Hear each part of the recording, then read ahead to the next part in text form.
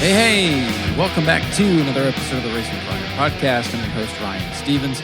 Very exciting show for you here today as we finally got the regular season from New Smyrna Speedway in the books, and what a way to start off 2026. What a night. Spectacular racing, some big wrecks, some drama, and a lot of fun. And in my opinion, that is the way you want to start off your season. I feel like we've had some season openers before that have just kind of been blah. This one delivered in all facets. I mean, it was a little bit long, but I think a lot of people were mentally prepared that it was going to be a long night. I think Family Fun Night in general is going to be kind of a long night. So we'll get used to that as we go through the season. And on this week's episode, we'll cover all the action from New Smyrna, and we'll go over to Phoenix, where we actually had a pretty good weekend of racing over on the NASCAR side of things. Maybe one of the best Phoenix races in recent memory. We'll discuss in the second half of the show. Plus, we'll do the next edition of the 16. I'll take a look at the Racing with Ryan podcast fantasy league, see how everybody did over at Phoenix as we're all chasing a pair of truck tickets to next year's Daytona race at the Speedway there. Before we get into all the stuff, got to thank our show's sponsors, including Paramount Medical Billing. We also thank Ken Copley. We thank F&F Racing, and welcome back to Do All Lawn and Tree. They have come back on board as a sponsor here of the show. So thank you guys very much for your support, keeping this show up and running. And it feels good to be in this part of the season, you know. The weekly racing at New Smyrna, it's what I like to talk about, and I'm glad to start this year off on a strong note. So let's go ahead and jump right over, shall we? First and foremost, a great field of trucks. They were the main event, 15 strong to start off the season. We were missing a couple people. The Martins were not there. Maria and Wilson were not there. Don Duvall's truck wasn't there. Gage Spears focusing on the super stock.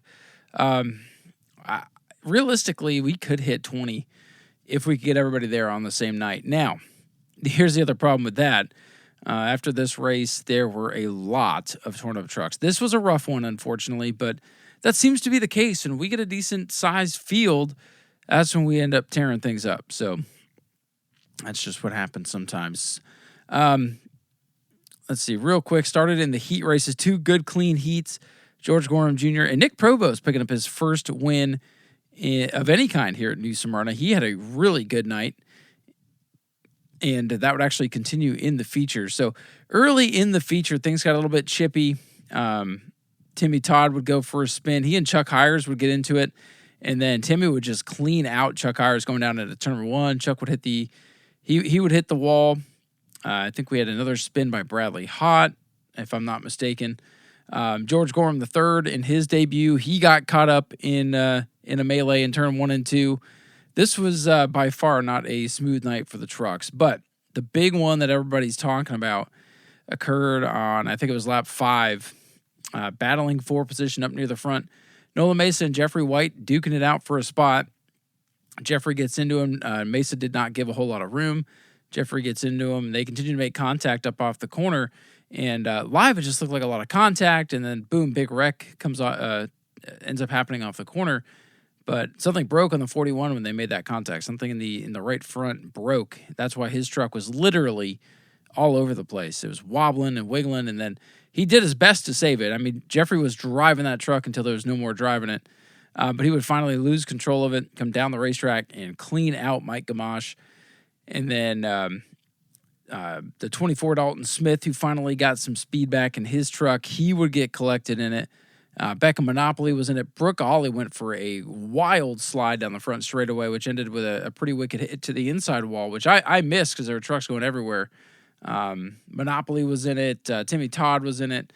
Let's see, it was 1, 2, 3, 4, 5, at least 5 trucks, if not more, involved in that melee. Big red flag to clean up the front straightaway gave me an opportunity to do something that I haven't done in a long time, run down and interview the drivers on the front straightaway. And talking with the 28 Nolan Mesa, he's like, yeah, I think that was my fault. And, he had to clear his head and go back to work and try to hold off George Gorham Jr., who got through that unscathed. However, when the dust would settle, it would be George Gorham Jr. who would take home the big win. So the champion picks up where he left off from a season ago and gets the victory here.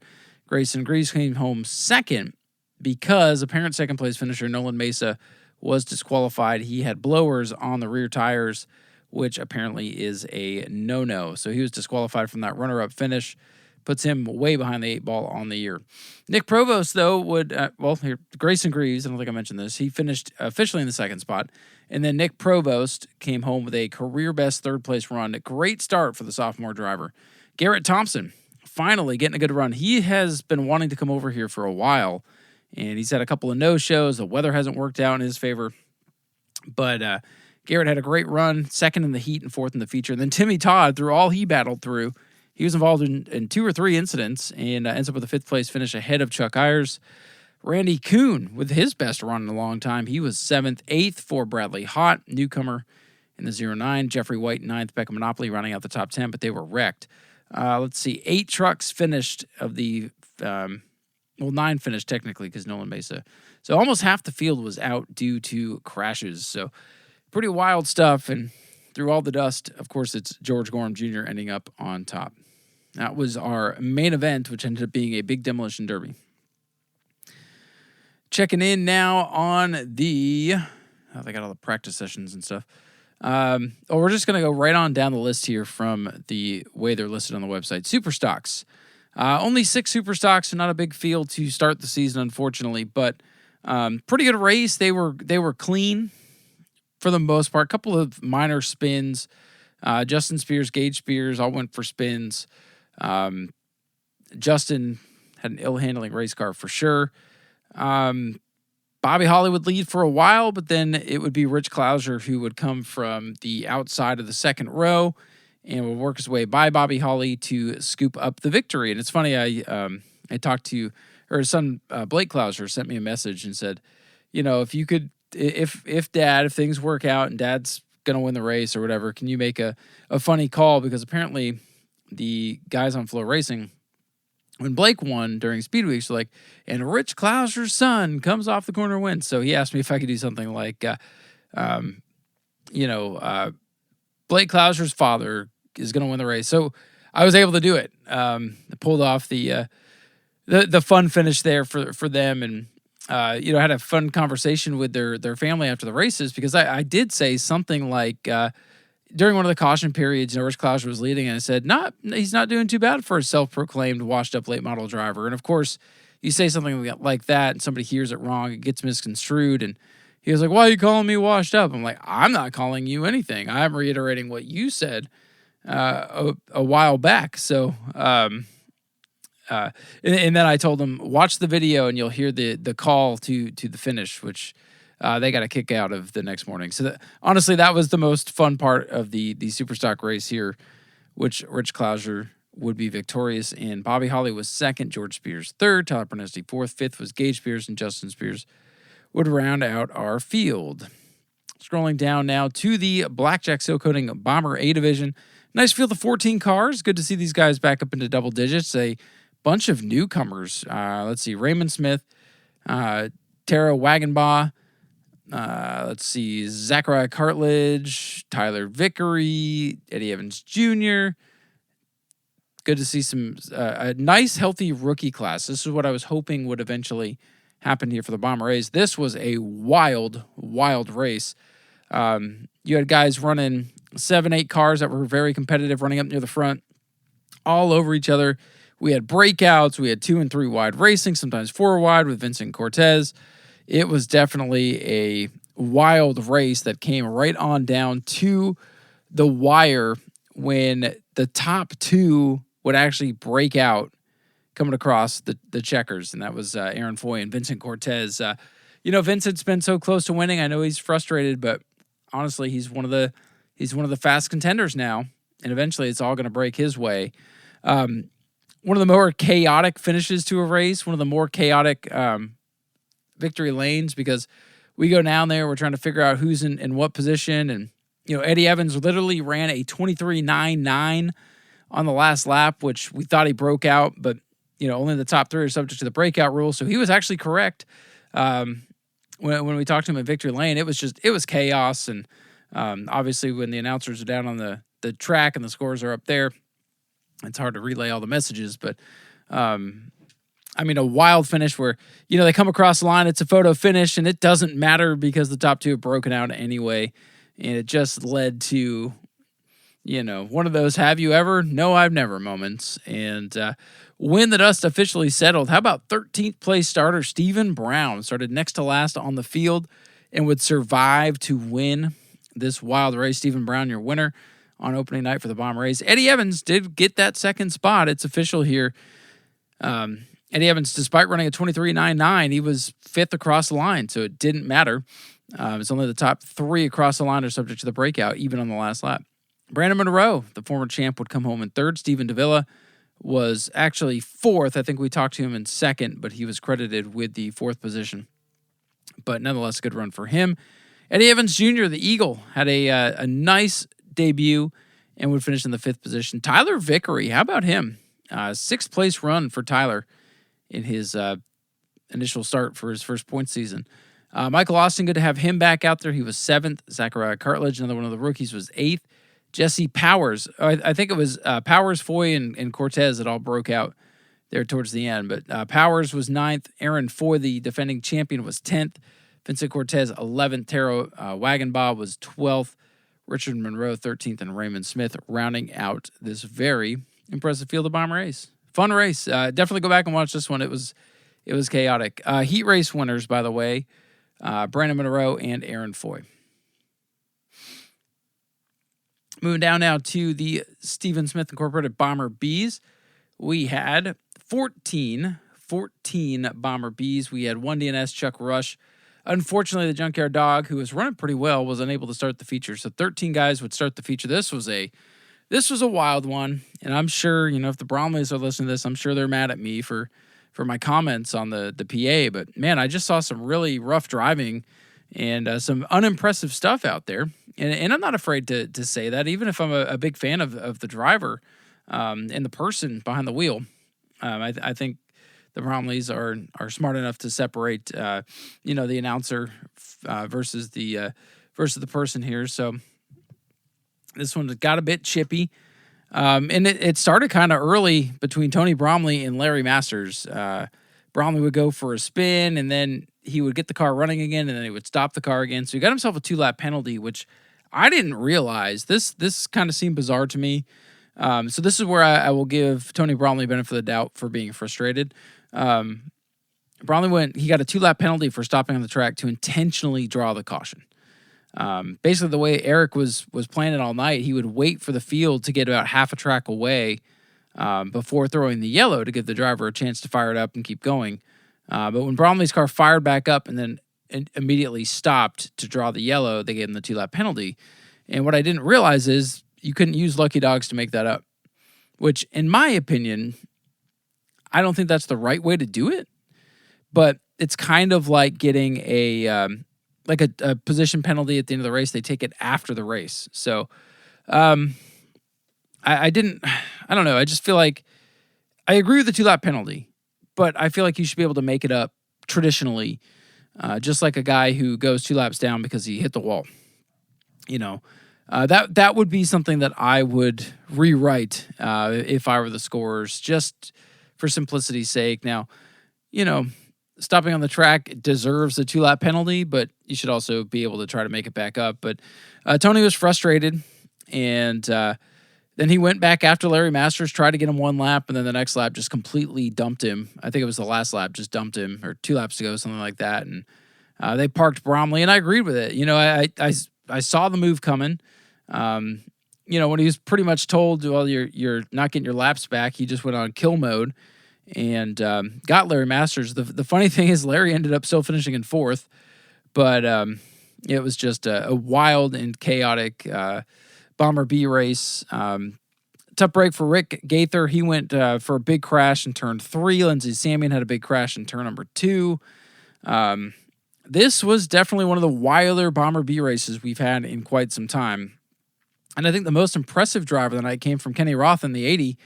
If you know Kenny, he definitely knows how to stir the pot and mix things up. And maybe doesn't always give himself very much credit or elude very much confidence behind the wheel of the race car. But man, did he have just a phenomenal drive on Saturday. Definitely a career run for him, regardless of where he finished. It was going to be a career night, just the way he was driving that car. And he took the old Rustless up there and was battling up in the top 5 much of the race. And on the last restart, he and Dustin Higdon got hooked up with the big pushes, and Dustin Higdon would go on to win the race, and Skinny would come home with a legitimate second-place finish. It's not like, there's a big wreck on the last lap, and he just came through. No, he was in the top 5 battling for spots the entire race. Now, yeah, some of the heavy hitters took themselves out, but this is a legitimate second-place finish. It's not like guys got DQ'd and he moved up to second. Kenny drove a phenomenal race, and I think that's going to give him a ton of confidence moving forward that he can do this. So Dustin Higdon, your winner, Kenny Roth second. Chase Simons, who got to the track late, actually snuck through for a third-place finish. Larry Masters, we just talked about him, went for the spin on the last lap and finished in the 4th spot. 5th was Spencer Dean, who had a good night. Cheyenne Woodman, rookie driver in the 100 car, ended up getting 6th. 7th was Don Brayton in the Bluey machine. Randy Straley was 8th. 9th for Rick Gaither. Tim Nicholas was 10th. 11th for Lindsey Salmon. Mike Gamache 12th. Chuck Rush the DNS. And Tony Bromley with the DQ for rough driving. Definitely a very interesting race. Heat race winners went to Dustin Higdon and Tony Bromley. Those two were the class of the field. One would go to victory lane. The other would get disqualified. Scrolling on down the list here, Florida Southern Ground Pounders bringing out a nice field of cars. They were 16 strong, 17 if you count Lori Bonaparte. Aiden Howington in the pickup truck did not start the feature, so they would roll with 14. And Hank Sanders would, he and Art Koonsman were the class of the field for sure. And Hank Sanders would get the win over Art Koonsman, Eric Sauer, Toby Smith, and Anthony Winstead in the 91 car. So this was a good race, not too much calamity. I'm trying to remember if there was anything. I think the biggest thing that happened was Jody Modine's car having suspension failure and bringing out some sparks. But good race and a great showing for the Florida Southern Ground Pounder guys. Love this division, love this class. They bring out some really cool race cars to look at, and they put on a good show. This was after the wild race that the trucks brought, after the wild race that the Bomber Bees put on. So this was a nice palate cleanser, This set the tone for the second half of the evening, which seemed to go much smoother. So I don't know who... I know Hank Sanders won the modified, and I know Art Koonsman won the stock car. I think the Sportsman win either went to Eddie Freeman or Eric Sauer. It just depends on what they registered as that night. Eric Sauer, I've been told, is a Sportsman, but maybe he was a modified that night. I'm not entirely sure. I need to call Scott Cutter and iron all that out here and get their points thing going. It's just been a boy. I'll tell you, the time change really has kicked my butt. A little sidebar here. So we did the race on Saturday night, right? And I didn't leave the track until after midnight. Got home and didn't go to bed right away. And then got a couple hours of sleep before I was up and at it to go to the quarter midget races. They started their 2026 season. And let me tell you, that was a brilliant show for the quarter midgets. Pretty decent car counts. We had new winners. We had new drivers running up near the front. We had great racing. We had a couple of wild crashes. It was really a day that had everything. And even Ricky Brooks race directing the quarter midgets or helping out. He was like the second eye in the sky, trying to help out Keith Rogan, who's now the president of the club. And Ricky volunteered to come over and be the eye in the sky, if you will. So I got to chat with Ricky for a bit. And but I was worn out, man. In standing in the sun, even though we had a tent, I ended up getting sunburnt. I was tired as all heck. But you know what? It was a great show. And then, of course, with the time change, I got one less hour of sleep. And I feel like it caught up with me this morning. I'm recording this on Wednesday. If I sound a little out of it, tired, a little all over the place, I woke up this morning feeling, I'm not sick, but just beaten up. Like I feel like a truck ran over me. So I'm, this time change has me all messed up. But great weekend of racing. It's just, man, it's almost like close open on daylight savings times. Not ideal. It definitely wore me out. I'm getting old.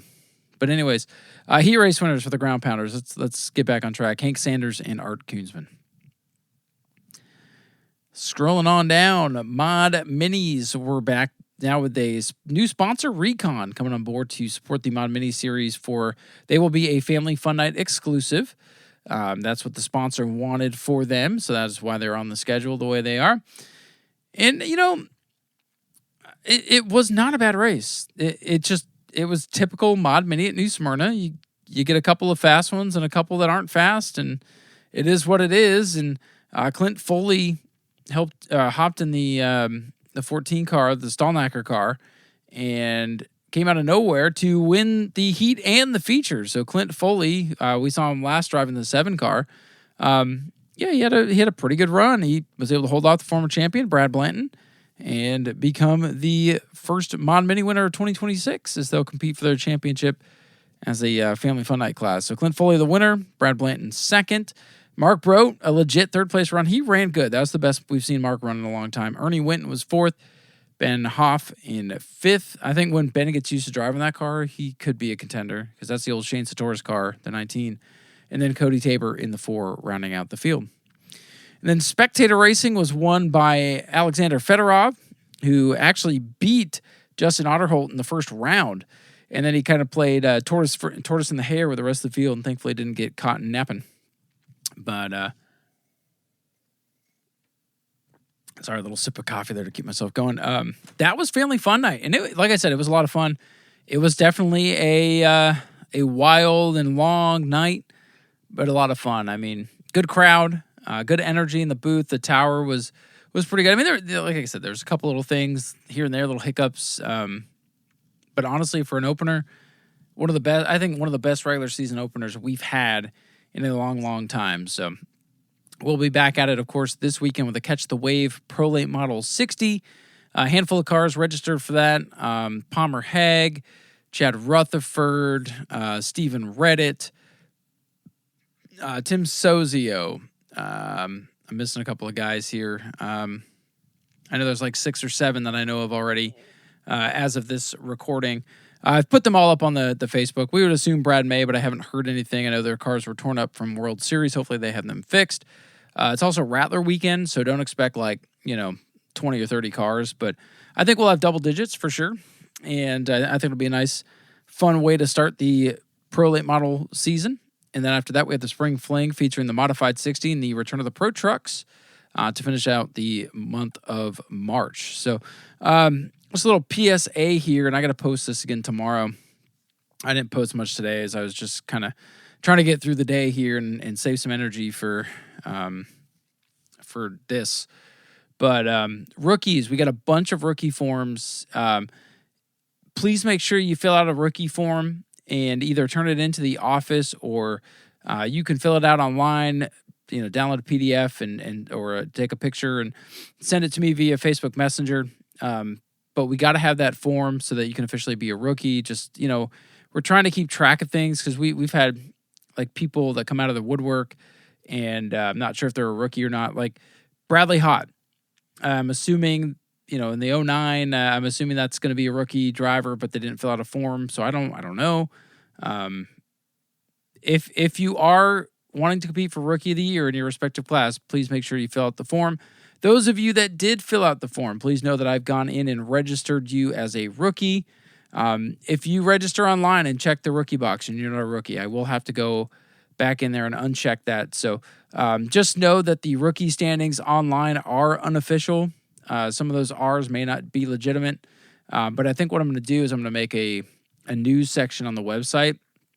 And that's probably what I'll do tomorrow or Friday, is start a list of those who have turned in the rookie sheet. So make sure you do that just so we can keep track of it and have it nice and neat and organized. Just trying to make this seem like a legit operation, guys. So appreciate those that did fill out the forms. For the divisions coming in this week, Sportsman, Pro Lates, E-Mods, etc. Please make sure you fill out your rookie forms, and we will get you on board with that. So, boy, what a night. What a fun way to start the 2026 season. Looking forward to get back out there this weekend.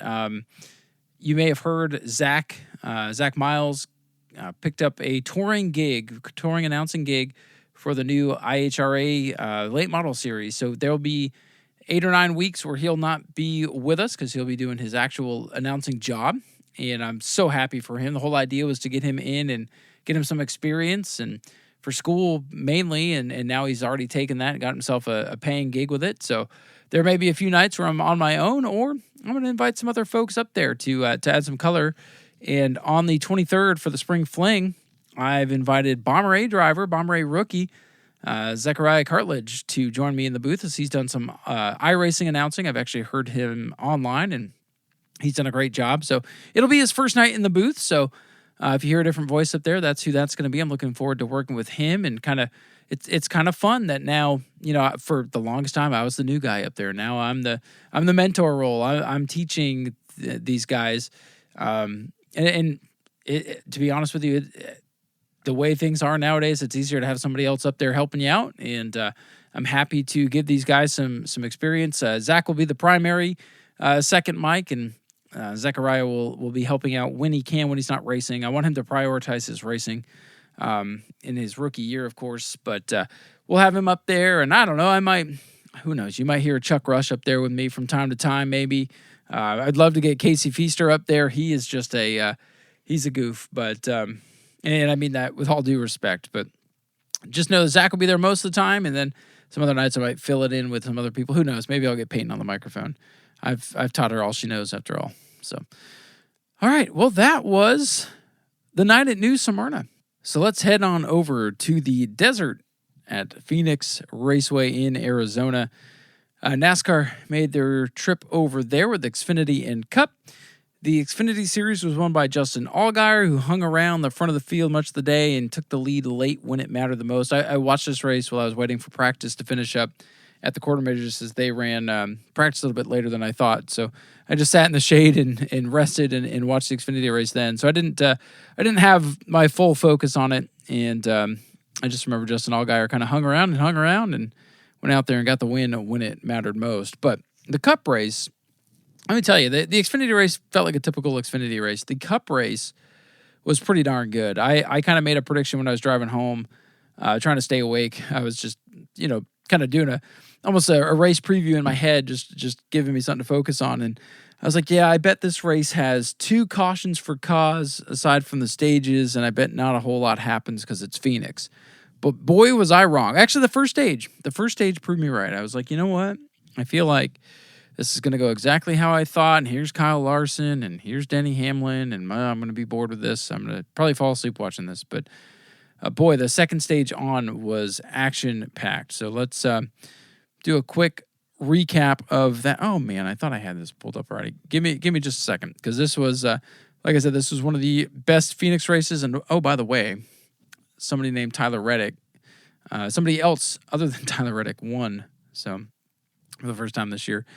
Let me just take a look at how this race broke down. The first stage, clean and green. Then we had a incident with Shane Van Gisbergen in the 97. And then Daniel Suarez got in a wreck with Chase Elliott and Josh Berry. And then we had several big hits in this race, the first of which was Chase Briscoe in the 19 as he would slam the wall in turn 4. He lost brakes. And then Stage 2 would end as normal. Then Stage 3, boy, did things get a bit rough here. The first big incident of the day happened on a restart on lap 218. Joey Logano kind of hooked Ross Chastain going down into the dogleg on the restart and turned Ross up the racetrack, and he would tattoo the 48 of Anthony Alfredo, who's replacing Alex Bowman. We're going to talk about Alex Bowman here in the 16 segment. But and they would collect Austin Cindric's car, who would also launch into the air and smack off the wall. So one of the bigger wrecks that you'll see at a finish track. These cars were destroyed after this wreck, and it was wild to see. And I was pretty upset with Logano for turning Chastain, who needed a good race to get himself back in the chase spot, and that did not happen. And then it wouldn't be long after that before we would have another big wreck, this time in turn number 1. Logano would come off the corner and kind of squeeze up into A.J. Allmendinger and spin down the back straightaway into turn 3 and collect Austin Dillon, Daniel Suarez, Chase Elliott, Josh Berry, and Shane Van Gisbergen. And Josh Berry's car was all smashed up. Suarez's car was all smashed up, and Joey Logano's car looked like it had just gone through the big one at Daytona. His car was all smashed up, and as he was spinning down the back straightaway before he hit anybody, I was kind of like, good, that's what you get for turning Ross. And I'm telling you, the two big wrecks I just talked about there for Phoenix, they were massive. Some of the harder hits you'll ever see at a 1 mile track, which was definitely not the norm for Phoenix. The racing, though, with the softer tire, the added horsepower, it was better.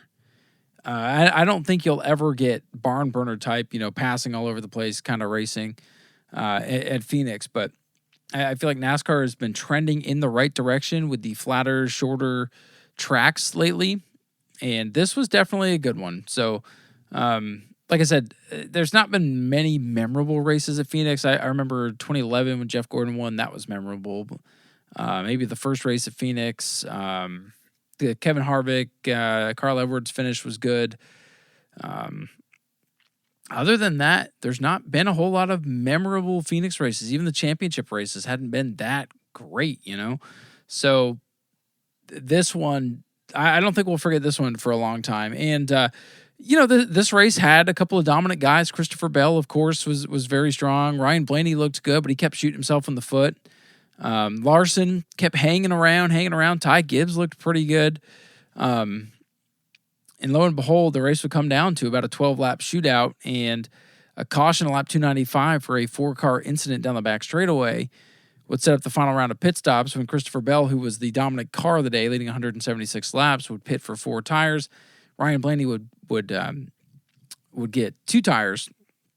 And Blaney would be able to get, because he had the better track position, he would be able to get by Ty Gibbs and hold off the charging Christopher Bell to pick up his first win of the 2026 season. So Ryan Blaney comes all the way back after a couple of pit road issues, loose wheels, and it just proved that you could pass with this car at this track.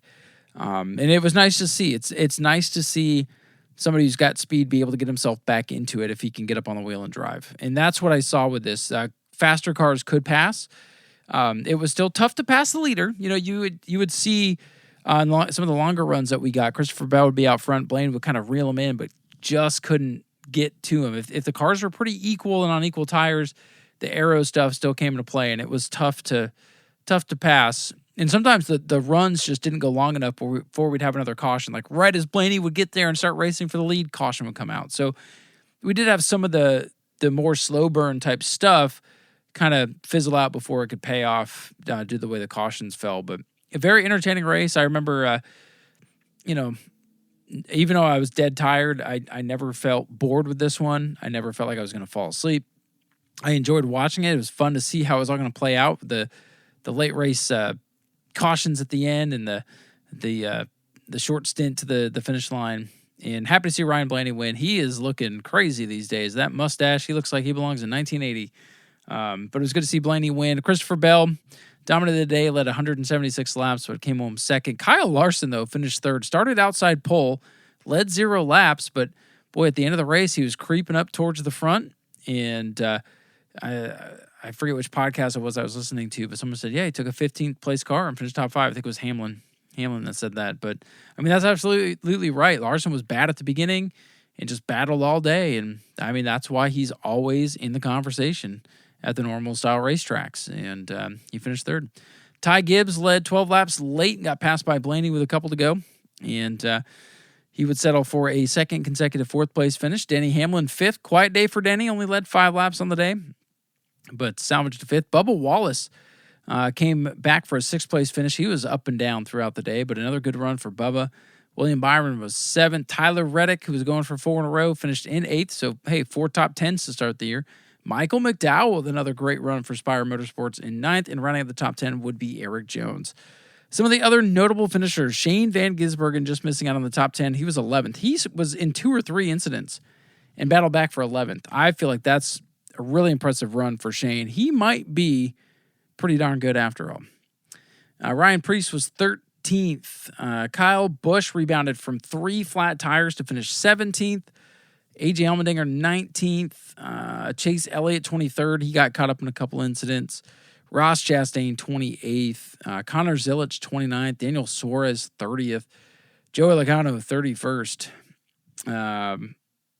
Austin Cindric 34th after the crash. Chase Briscoe last after crashing on a lap 131.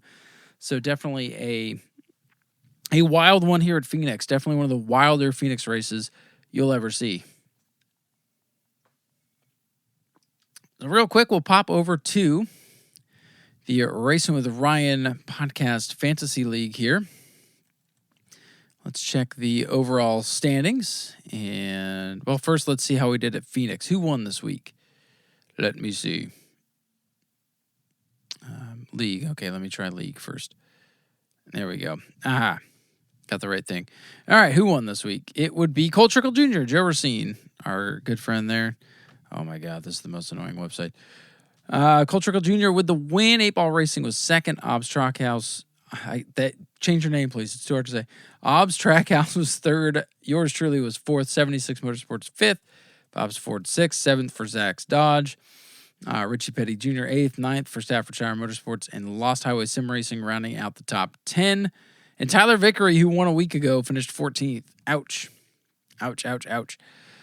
So let's check the overall now. After that, Ob's Trackhouse is now our leader with 804 points. See how hard I have to hit that so I can scroll down this page? Anyway, hey, I moved up to a... Why does it say I rank third, but I'm actually second? Oh, I was third this week. Okay, that's right. And I'm second overall in the standings by just 2 now over Cole Trickle. Bob's Ford's fourth and running out the top 5 in the overall standing. 8-Ball Racing. This has been fun. It's been a good competitive battle so far. I'll see if I can track down Ob's Trackhouse this week. I need to gain 26 points on him to take the lead and not lose to Joe Racine, who's on my tail here. So pretty fun stuff. Going into the race this weekend at Las Vegas. This is our first 1.5 mile race. The guys that were good at Phoenix, you can pretty much count on them to be relatively good at Vegas. So, think about your Larsons, your Hamlins, Bell, Byron. Let's see, who else has been good at Las Vegas? I think Hamlin's going to break through and get the win this week. Let's see, another driver. Blaney, you could probably bet on Blaney being pretty good. That'd be the only Penske car that I would bet on here this weekend. And then for a wild card, Ross Chastain. I think, he runs really well at Kansas, and Kansas is similar, not the same. None of these tracks are the same. But Las Vegas is similar to Kansas, and I think Chastain's in need for a big bounce back here. So that's definitely a driver that could use a good run. So maybe that's who you think of for a wild card. Let me take a look at my roster. I said it the other day and just see if I'm missing anybody. Nah, I think the ones that I just told you are pretty good bets. You never know. I mean, you go with a Kyle Larson at a place like Vegas and he's out on lap 2 because something breaks or he spins out or something. You just never know. But I don't think you really. This is the kind of race where you use the guys you've been saving. The guys you've only played once or twice this year. So pretty standard stuff here for Las Vegas. So we'll check in on that next week, see how everybody did. And to go ahead and wrap up this week's show, again, trying to keep this somewhat consumable for you guys, even though there's a lot to talk about. We got to do our next edition of the 16. And if you don't know what that is, it's where we take a look at the 16 chase drivers, kind of break down how things are looking for those drivers and who needs to get to work and who's in trouble and who's sitting pretty. So sitting atop the standings right now is Tyler Reddick in the 45. Of course, off to a great start with 3 wins this year. He's got a 60-point lead. He lost 10 points to Ryan Blaney, who is now second, up 2 spots from a week ago. Despite a good run, Bubba Wallace is down 1 spot to third. He is 72 points behind your leader, Tyler Reddick. Chase Elliott down 1 spot, 97 points behind Tyler Reddick. Shane Van Gisbergen continues to be fifth, 109 points out, but just really an incredible start for Shane. There's been one road course that he didn't even win, and he's still fifth in points, legitimately having a good season. The big winner this week, Christopher Bell, up 18 positions to 6th. He was 24th in the standings a week ago. He's up 18 spots to 6th. Joey Logano is down 1 spot to 7th. Michael McDowell with a top 10 run, solidly in the chase right now in the 8th spot, up 1 position. Behind him in 9th is Chris Buescher, who's up 2. Another big mover here, Kyle Larson up into the top 10 for the first time this year, and I think probably will stay in the top 10 for the remainder of the season. But he's 116 points back of the leader, and I'm hearing a lot of chatter. You got to be, top 3, maybe top 5 in points going into the chase to have a legit shot. And he's only 7 points out of the top 5. So Larson is very much in this here. William Byron, 11th, up 2 spots. Denny Hamlin, another big gainer this week. The 11 car is up 11 spots to 12th and in the chase here. And he's only 9 points out of the top 5. So it's very close. Basically, 5th through 15th. Yeah, 5th through 16th, very close. AJ Allmendinger down 5 spots, a tough race at Phoenix, but he's now 13th in the standings. Carson Hocevar, another tough week. After his hot start, he has now dropped 4 spots to 14th. Ty Gibbs is in the chase now, 15th after 2 4th-place finishes in a row. And hanging on to the final spot after losing 4 spots this week is Brad Keselowski, who is 125 points behind the leader and only two points up on Daniel Suarez, who got involved in a couple wrecks and lost 10 spots this week and drops out of the chase. First driver out. Ryan Preece, next driver out. He is 8 points behind Brad Keselowski. Zane Smith, 19th in points. He is 15 out. And behind him, up 2 spots, Kyle Busch into the top 20. With another, kind of comeback day for Kyle. He didn't quit on him. It's tumultuous right now for Kyle Busch, but he's not giving up, and he's 19 points out of the top 16. So, who are the drivers that are in trouble, in panic mode? We'll start with Alex Bowman. Sat out the race at Phoenix this weekend due to vertigo symptoms, which is what took him out of the car at COTA, relegated him to another sub-30th place finish. 2 wrecks at Atlanta and Daytona have put him way behind the 8 ball. He is out again for Las Vegas and likely out of the chase here this year unless he goes on some kind of miraculous run and gets back in the car like next week. So I hate it for Alex Bowman. He's always been a driver that I've enjoyed watching race, and hate to see somebody not feeling well and not really, he's going to come back and he'll be able to race for the owners stuff, but his season is effectively over after just 4 races, and he's only been able to compete in 3 of them. But who else is in trouble?